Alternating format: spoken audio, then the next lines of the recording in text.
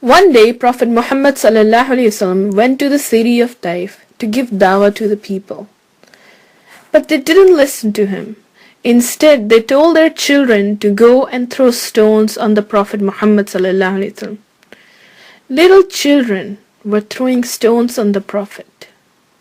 So cruel. How must have the Prophet felt? The Prophet Muhammad ﷺ loved the children. His heart was filled with mercy for them. The best example I can think of, and I'm sorry, it's not a pretty example. It's terrible to even imagine.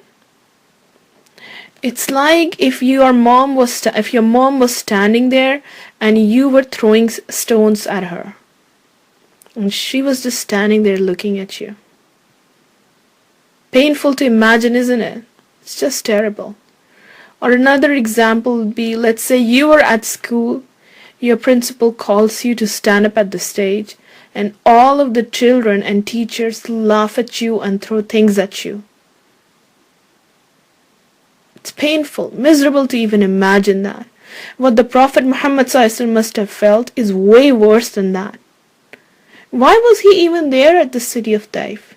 He was there to help them, and this is how they were treating him. The best of Allah's creation, the best human being, this is how they were treating him. Anyways, he kept going.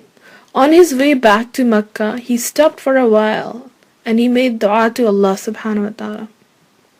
Then he kept on his way back to Mecca. A while later, Allah subhanahu wa ta'ala sent angel Jibreel alayhi salam. And this time there was someone else with him. Who was with him? It was the angel of mountains. Angel Jibreel alayhi salam told the Prophet Muhammad ﷺ, Allah has sent us and you just have to say yes and we will crush these people between the mountains right now. That's it. That's it. The Prophet Muhammad ﷺ just has to say yes and all his problems would end. The people who have been bullying him for years, torturing the Muslims, hurting them, stopping the Prophet Muhammad ﷺ, will finally be defeated and be gone. And the rest of Arabia would know, yes, he really is the Prophet. Look, he said, if you don't listen to me, Allah may punish you. And that's what happened. The Quraysh were wrong. They destroyed.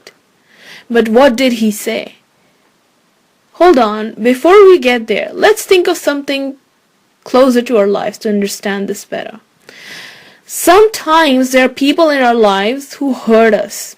It may be a bully, or let's forget about bullies. Let's think of someone who probably annoys you a lot more. Lot more than the bullies. Who is it that annoys you a lot more often? If you have siblings, it is probably your brother or sister, isn't it? Sometimes they really are unfair to us. Hurt us in some way or other. And then what is our reaction? Mom, punish him or punish her. You didn't punish them enough. You never punish him. If I had done this, I would have got some worse punishment. Even when, mom and dad say something to them, you'd feel like, this is still not fair punishment. Now let's see, what did the Prophet Muhammad ﷺ say about his enemies when Allah subhanahu wa ta'ala sent angels to punish them? People who had been hurting him and had been so unfair to him for so many years. He said, no. This is how forgiving Prophet Muhammad ﷺ was. He said no. Even when Allah is saying, even when Allah sent angels to punish his enemies, he said no. Were there other prophets who said yes? Yep. Prophet Nuh alayhi salam, in fact, Prophet Nuh alayhi salam asked Allah for punishment for his people. He made dua against his people. That's why the flood had come. And there are many other prophets like that.